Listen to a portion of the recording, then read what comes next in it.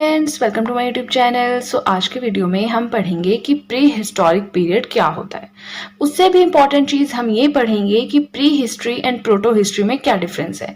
एक हल्का सा डिफरेंस है, बस उसे आपने जान लिया तो फिर आपका ये कंसेप्ट हमेशा के लिए क्लियर हो जाएगा। ठीक है, तो काफ़ी ज़्यादा शॉर्ट वीडियो होने वाली है, प्लस ये एंशिएंट हिस्ट्री का पार्ट है तो आपको आइडिया लग ही गया होगा। अब मैं एंशिएंट हिस्ट्री के भी हैंड रिटन नोट साथ में स्टार्ट कर रही हूँ। ये तो जस्ट एक इंट्रोडक्शन पार्ट है। अगर जिसने पहले बिल्कुल भी एंशिएंट नहीं पढ़ा है, अगर वो यहाँ से पढ़ेगा और ये वाला पार्ट जो फर्स्ट वीडियो है बहुत ज्यादा बेसिक, बहुत फंडामेंटल प्रूव होगी उनके लिए जिनको नहीं पता। बाकी जिनको पता है उनके लिए तो एक तरह से रिवीजन ही है ना। सो ज्यादा टाइम ना वेस्ट करते हुए चलिए अब चलते हैं। Okay, pre history and proto history में डिफरेंस जानने से पहले जो हमारा टॉपिक है थोड़ा सा उसके बारे में डिस्कस कर लेते हैं।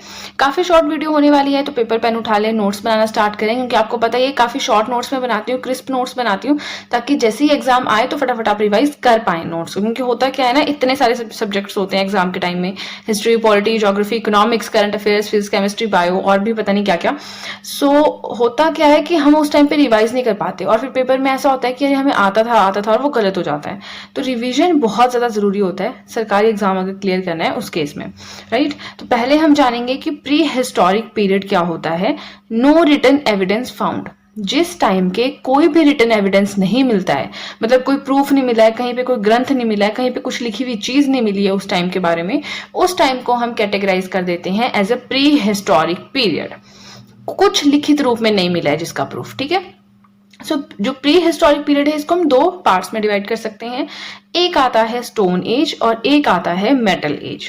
मेटल्स में भी सारे मेटल्स का यूज नहीं स्टार्ट हुआ था, कुछ का हुआ था, वो मैं आपको आगे बताऊंगी। स्टोन एज में मतलब पत्थरों का यूज। जैसे कि जो स्टोन एज है इसको हम 3 फर्दर पार्ट्स में डिवाइड करते हैं: palaeolithic age, mesolithic age and neolithic age. अब पैलियोलिथिक एज में क्या होता है, पत्थर को यूज करते थे, मेजो में भी नियो में भी, लेकिन जो पैलियोलिथिक में पत्थर को यूज करते थे बिल्कुल वो अनफर्निश्ड फॉर्म में था, जैसा पत्थर उठाया और उसको यूज कर लिया। मेसोलिथिक में क्या हुआ, थोड़े से हल्के से मॉडर्न हुए, उन्होंने जाना कि हम पत्थर को थोड़ा सा अगर शेप वगैरह दे दें तो हम उसको ज्यादा अच्छे से यूज कर सकते हैं।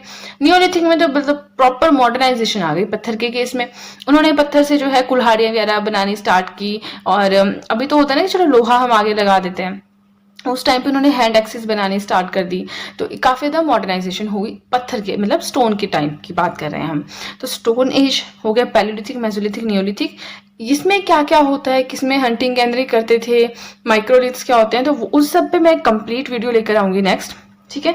तो वहां पे आपका ये क्लियर हो जाएगा। काफी शॉर्ट नोट्स होंगे वो भी, और जो भी इंपॉर्टेंट पॉइंट्स होंगे मैं कोशिश करूंगी सारे के सारे उसमें कवर हो जाएं और आपको उसका बेनिफिट हो, ठीक है। तो स्टोन एज आपको समझ में आ गई। अब इसके कोई रिटन एविडेंस नहीं है। अरे जो लोग पत्थर का इस्तेमाल करते थे, पत्थर के इस्तेमाल से खाना बनाते थे, आग जलाते थे, तो वो कैसे कोई रिटन एविडेंस मेंटेन करेंगे, राइट। स्टोन एज हो गया। अब आए मेटल एज। अब धीरे धीरे उन्होंने क्या किया, वो और मेटल्स की तरफ चलने लगे। जैसे कि हम कहते हैं ना चैल्कोलिथिक एज या कैल्कोलिथिक एज, इसमें क्या था, स्टोन का तो यूज करना ही करना है, प्लस कॉपर का यूज होना स्टार्ट हो गया। उसके बाद धीरे धीरे जो है आयरन एज आई, लोहे का यूज होना स्टार्ट हुआ। बस फिर इन्हीं दो को हम यहाँ पे क्लासिफाई करते हैं मेटल एज के अंदर, ठीक है। नेक्स्ट आता है हिस्ट्री। अब हमें जानना है कि प्रोटो हिस्ट्री क्या होती है या फिर प्री हिस्ट्री क्या होती है, बट उससे पहले हमें जानना पड़ेगा कि हिस्ट्री क्या होती है। स्टडी ऑफ द पास्ट, जिसमें हम अपने इतिहास के बारे में जानते हैं, अपने पास्ट, अपने भूतकाल के बारे में जानते हैं, ठीक है। तो जो हिस्ट्री है ये एक ग्रीक वर्ड हिस्टोरिया से लिया गया है, ठीक है, जिसका मतलब होता है इंक्वायरी करना, खोजबीन करना, तलाश करना, knowledge acquired by investigation, investigation के थ्रू जो ज्ञान अर्जित किया गया है वो। तो ये हो गया हमारा हिस्ट्री, कि हिस्ट्री क्या होती है, स्टडी ऑफ द पास्ट। बिल्कुल बेसिक चीजें आज मैं करवा रही हूँ, तो ऐसा भी नहीं एंशिएंट का पार्ट है, कि हल्की सी इंट्रोडक्शन जैसी है, ठीक है। नेक्स्ट आता है ह्यूमन पास्ट। अब जो ह्यूमन पास्ट है उसे हम 3 फॉर्म्स में डिवाइड करते हैं। एक है प्री हिस्ट्री, एक है प्रोटो हिस्ट्री, एक है हिस्ट्री, ठीक है। प्री हिस्ट्री जिसे हम प्री हिस्टोरिक पीरियड भी कहते हैं, जो हमने अभी ऊपर डिस्कस किया स्टोन एज और मेटल एज की फॉर्म में, वो प्री हिस्ट्री ही है आपकी। नो रिटन रिकॉर्ड्स, लिखित रूप में कोई एविडेंस है ही नहीं, ठीक है। फिर आता है प्रोटो हिस्ट्री। अब प्रोटो हिस्ट्री और प्री हिस्ट्री में सब कंफ्यूज हो जाते हैं कि क्या होता है। तो प्री हिस्ट्री के तो हमने जान ली कि नो रिटन रिकॉर्ड्स, कोई रिटन रिकॉर्ड्स अवेलेबल नहीं है। प्रोटो हिस्ट्री का क्या कंसेप्ट है, सम रिटन रिकॉर्ड्स अवेलेबल बट अनडिसाइफर्ड। अब कुछ, ठीक है, कुछ जो है थोड़े बहुत जो है रिटन रिकॉर्ड्स अवेलेबल हैं, ठीक है, लेकिन अनडिसाइफर्ड है। अनडिसाइफर्ड का मतलब होता है कि हम पढ़ नहीं पाए हैं उन्होंने क्या लिखा है, क्या चीज उन्होंने लिखी है वो हम पढ़ नहीं पाए हैं आज तक, ठीक है, ये हो गया हमारा प्रोटो हिस्ट्री। नेक्स्ट आता है हिस्ट्री। यस, यहाँ पे एक चीज रह गई, for example IVC, Indus valley civilisation, Sindhu घाटी की सभ्यता। अब हम जब आगे चल के पढ़ेंगे तो हम जानेंगे कि बहुत सारी स्क्रिप्ट्स हमें मिली हैं इनके टाइम की, लेकिन उन स्क्रिप्ट्स के ऊपर लिखा क्या हुआ है वो हमें आज तक समझ में नहीं आया है। ठीक है, वो हो गया प्रोटो हिस्ट्री। क्या हुई, रिटन रिकॉर्ड्स अवेलेबल तो है बट हम उन्हें पढ़ नहीं पाए, हम जान नहीं पाए उन्होंने क्या लिखा है। प्री हिस्ट्री में क्या है, रिटन रिकॉर्ड्स अवेलेबल नहीं है। और हमारी हिस्ट्री आ गई है इंडियन हिस्ट्री जो हम पढ़ते हैं, जैसे पहले एंशियंट है, मिडीवल है, मॉडर्न है, इंडियाज फ्रीडम स्ट्रगल है, वर्ल्ड हिस्ट्री, सब कुछ। तो ये क्या है, प्रॉपर रिटन रिकॉर्ड्स अवेलेबल, अच्छी तरह से ऑफिशियल रिकॉर्ड्स आपको मिलेंगे। जब ब्रिटिशर्स यहाँ पे आए तो उन्होंने रिकॉर्ड्स मेंटेन किए, पोर्तुगीज आए, डच आए, डेन्स आए, सब ने रिकॉर्ड्स मेंटेन किए, कुछ अपने साथ ले गए, कुछ ने यहीं पे रखे। तो हिस्ट्री मतलब proper written records, official records आपको मिल जाएंगे। ठीक है, समझाऊंगी, वीडियो को एंड तक जरूर देखें और जो मैं पहले समझा रही हूँ उसे समझने की कोशिश करें, नोट्स बिल्कुल बाद में बनाएं। ठीक है, तो देखिए दो टर्म्स यहाँ पे हम यूज कर रहे हैं, दो शॉर्ट फॉर्म्स यूज कर रहे हैं, बीसी एंड एडी। तो पहले तो फुल फॉर्म देख लेते हैं कि होता क्या है। BC here stands for before Christ, और अब देखिए बीसी को कई बार बीसीई भी लिखा होता है, तो दोनों सेम ही चीज है, बिफोर क्राइस्ट और बिफोर कॉमन एरा। ठीक है, दूसरी साइड हम बात करेंगे एडी या सीई, ये दोनों सेम चीजें हैं, एनो डोमिनी और कॉमन एरा। ठीक है, अब इनको किस रेफरेंस में यूज करते हैं वो हम जानेंगे। बीसी हो या बीसीई हो एक ही समझेंगे आप इसको, एडी हो या सीई हो एक ही समझेंगे आप इसको।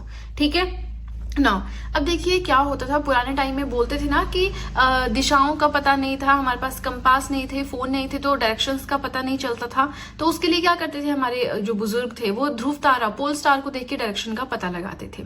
तो ये जो कहानी है कि बहुत साल पहले ऐसा होता था, क्या हमें पता है कितने साल पहले होता था? नहीं।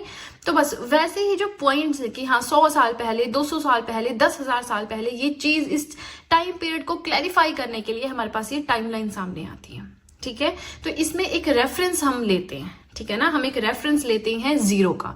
जीरो जो साल है इसे माना जाता है बर्थ ऑफ जीसस क्राइस्ट। ठीक है, और इसके हिसाब से हम पूरी हिस्ट्री पढ़ते हैं।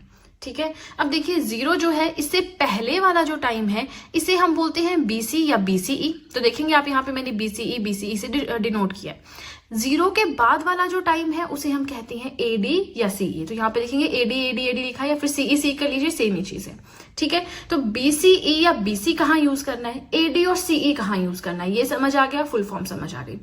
अब देखिए जीरो हो गया हमारा, इसके बाद जो भी चलता है आगे को वो सीधा चलता है, जैसे 1 2 3 4 320 321 1857 1957 2022 2023 2024 2025, समझ आया? तो सीधा चलता है यहां से। ठीक है, यहां से चलता है आपका उल्टा।